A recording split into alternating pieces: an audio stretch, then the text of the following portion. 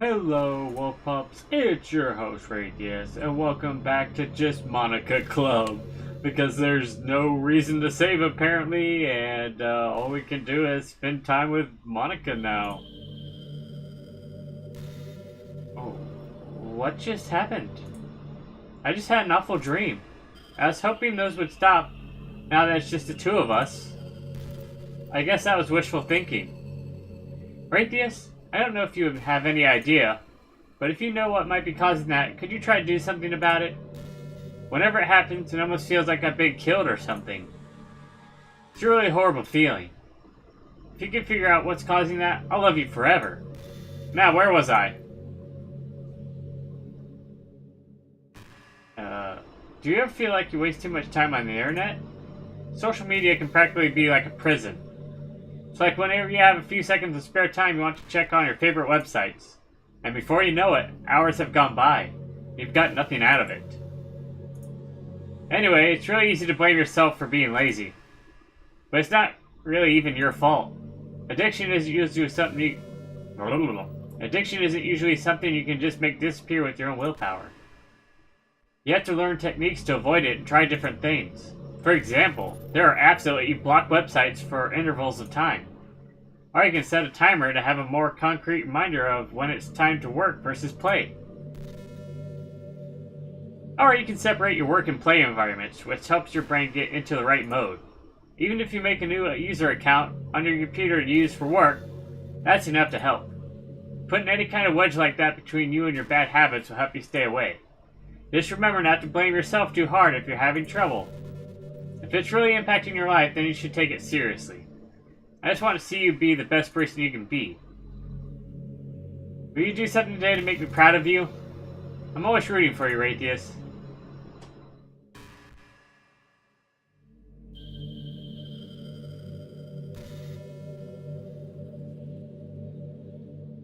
So I think this is pretty much it. Unless you delete her file and then it pretty much is game over, I think.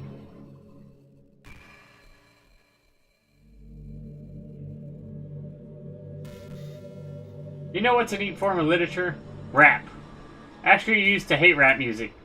Maybe just because it was popular I would only hear the junk they play on the radio. But some of my friends got more into it and it helped me keep an open mind. Rap might even be the more challenging than poetry in some ways.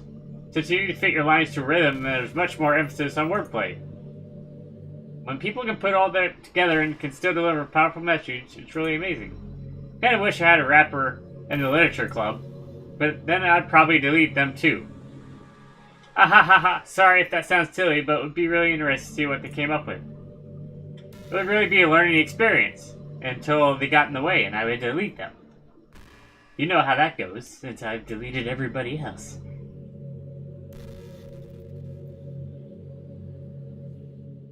Every time there's like a silent moment, it's just like she's peering into my mind. She's trying to glean information from me.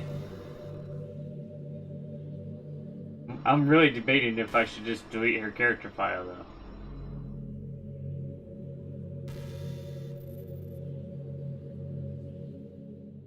I think that's the only option.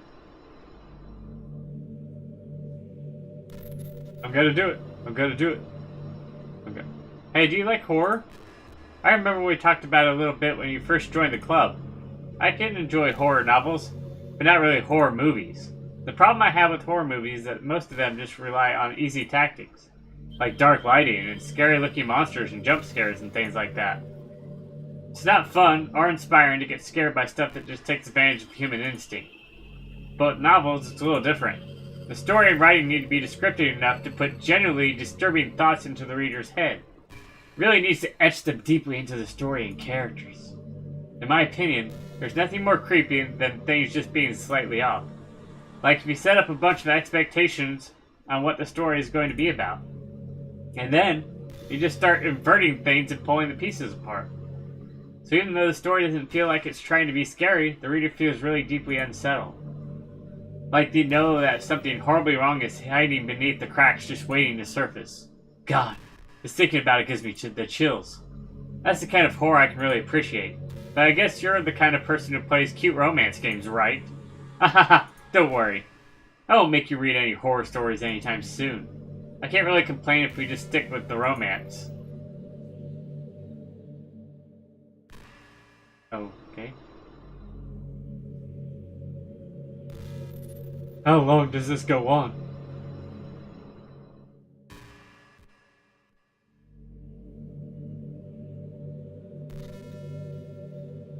I really don't know.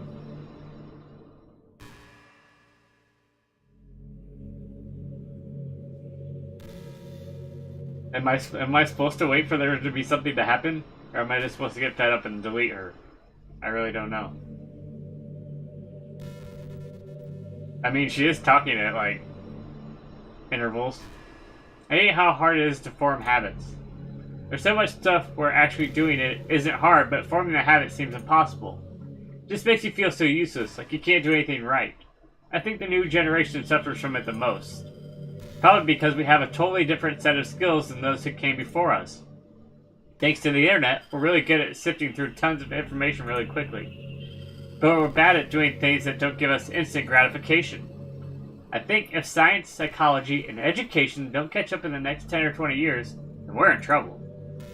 But for the time being, if you're not one of the people who can conquer the problem, you might just have to live with feeling awful about yourself. Good luck, I guess.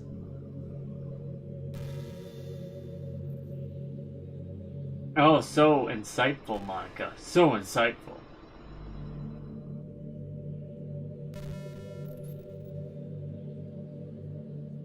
How lovely that you put us in outer space, too.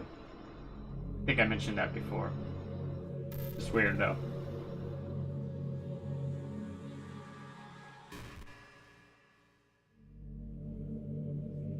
Have anything else to say, Monika?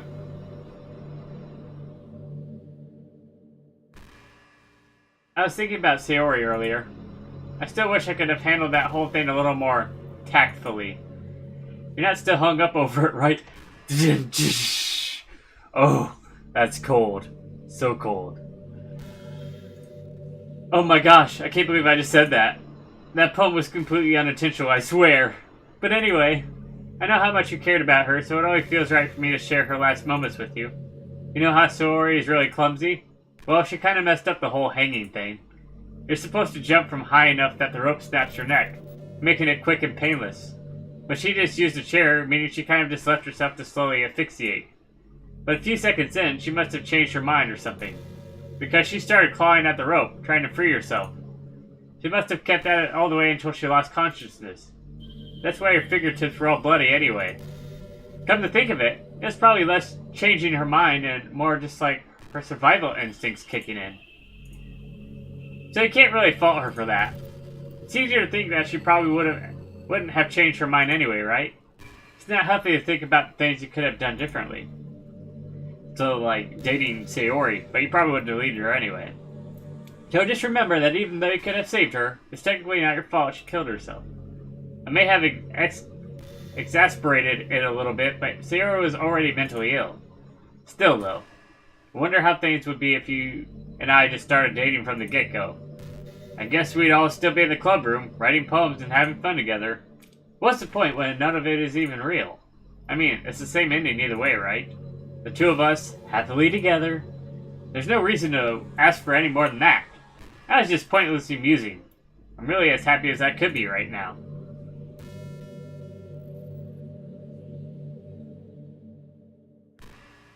That's some cold stuff, Monika. You're one smug little beep. Oh, but these small little interviews between, like, you talking versus not talking are unsettling. I don't like it. Okay, everyone. It's time to... I'm just kidding. I just used to really like saying that for some reason. I couldn't help but say it again. Come to think of it, didn't Natsuki and Yuri make fun of me for it once? Well, whatever. It's not like you ever made fun of me. You're too much of a sweetheart to do that, aren't you?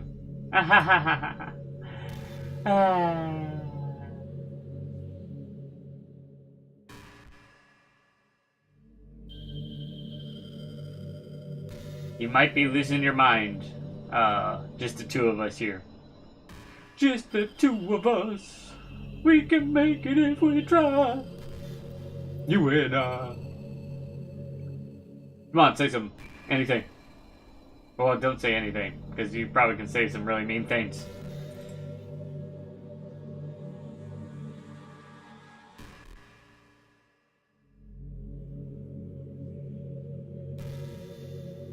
No? Is that it?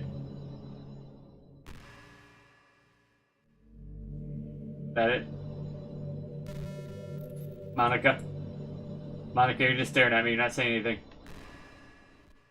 Oh, Monika, we're doing that again. You know what's kind of creepy? Even though I deleted everyone else's files, I can still kind of feel them. It's like all their lines are still lingering in the air, whispering in the back of my head. Imagine, if after someone you knew died, you just started hearing their voice in your head. Maybe I just wasn't thorough enough. I'm too afraid to delete anything else because I might really break things. Like if I mess with any files relevant to me, I might accidentally delete myself. And that would ruin everything, wouldn't it? I don't know what it's like on your end, but we should both make sure to avoid something like that at all costs. I believe in you, Raytheus. That makes me so want to, like, delete. I don't know if she gets to the point where it's just like, you have to, or it's just like, you can just keep going on and on. If she repeats herself, I definitely will, but she hasn't yet. Gosh, I used to be so ignorant about certain things. When I was in middle school, I thought that taking medication was an easy out or something like that. Like anyone could just solve their mental problems with enough willpower. I guess if you don't suffer from mental illness, it's not possible to know what it's really like. Are there some disorders that are overdiagnosed? Probably. I never really looked into it, though. But that doesn't change the fact that a lot of them go undiagnosed too, you know? But medication aside, people even look down on seeing a mental health professional. Like, sorry that I want to learn more about my own mind, right? Everyone has all kinds of struggles and stresses, and professionals dedicate their lives to helping with those. If you think it can help you become a better person, don't be shy to consider something like that. You're on a never-ending journey to improve ourselves, you know?